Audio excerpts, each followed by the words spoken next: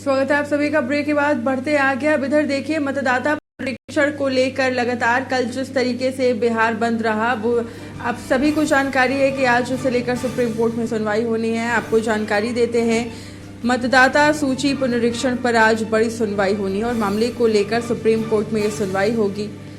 अलग अलग याचिकाओं पर सुनवाई करेगा कोर्ट और इससे पहले कोर्ट ने इस मामले में दायर को स्वीकार करते हुए कहा है कि वो निर्वाचन आयोग के इस कदम की वैधता पर विचार करेगा।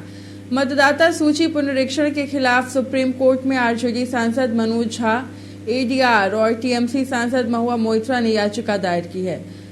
मनोज झा ने चुनाव आयोग के उस फैसले को अदालत में खारिज करने की मांग की है जिसमें आयोग ने बिहार में विशेष सघन पुनरीक्षण प्रक्रिया को तुरंत लागू करने का निर्देश दिया है। आरजेडी का कहना है कि विधानसभा चुनाव के ठीक कुछ महीने पहले इस तरह की प्रक्रिया चुनाव प्रक्रिया की निष्पक्षता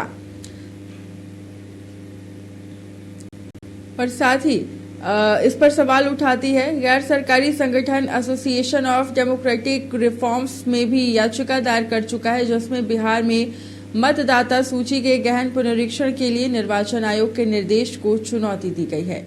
चुनाव आयोग ने 24 जून को बिहार में SIR करने का निर्देश जारी किया था जिसका उद्देश्य अपात्र नामों को हटाना और ये सुनिश्चित करना था कि केवल पात्र नागरिक ही मतदाता सूची में शामिल हों।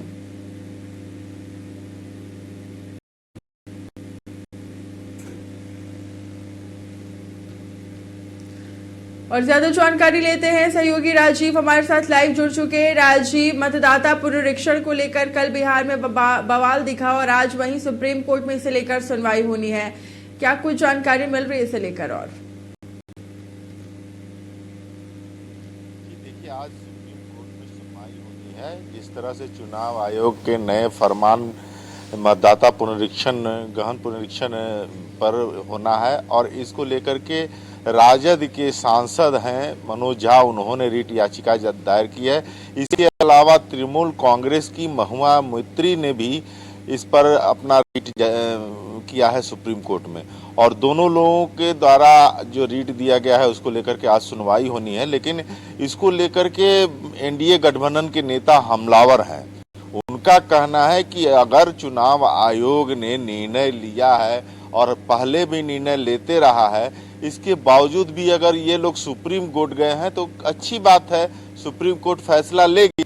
लेकिन फिर बिहार बंद का क्या मतलब बनता है? आपको सुप्रीम कोर्ट पर तब विश्वास नहीं है या तो आप सुप्रीम कोर्ट पर दबाव बनाना चाहते हैं, तो इस चीज को लेकर के हमलावर है एनडीए। वहीं विपक्ष के नेता आज उनका मैंने एक तरह से अग्नि परीक्षा है कि उन्होंने जो रिट याचिका दायर की है उसमें सुप्रीम कोर्ट क्या सुनवाई करती है, किस तरह के फैसले देती है, यह देखना होगा।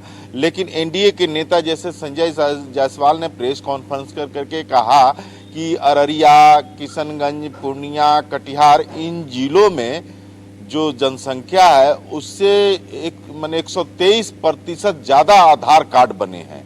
तो ये आखिर आधार कार्ड बने कहाँ से हैं, सबसे बड़ी बात है।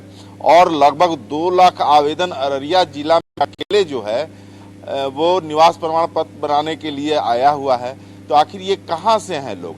और रह गई बात कि चुनाव आयोग ने जब पुनरीक्षण की और बीएलओ के जरिए जब गांव-गांव, घर-घर जा करके मतदाता सूची में जिनके नाम दर्ज हैं उनके फॉर्म दिए और उनको भरने के लिए कहा, तो उसमें से लोगों ने सहयोग भी किया। लोगों के द्वारा कुल 4,87,000 के आसपास आवेदन वापस कर दिए गए हैं भर करके। तो ये एक दोनों तरफ से तनातनी की स्थिति है, पक्ष विपक्ष आमने सामने है चुनाव आयोग के फैसले को लेकर के। लेकिन आज जो है हाई कोर्ट में सुनवाई होनी है, सुप्रीम कोर्ट में सुनवाई होनी है।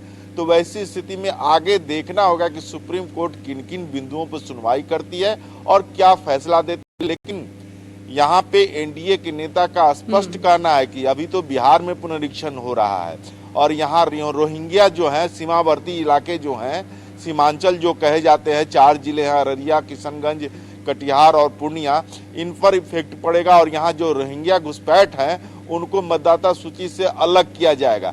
इसी का दर्द है इन लोगों को कि ये इनके वोटर हैं और यही स्थिति कमोबेश पश्चिम बंगाल में होगी, क्योंकि अगले साल पश्चिम बंगाल में भी चुनाव होना है।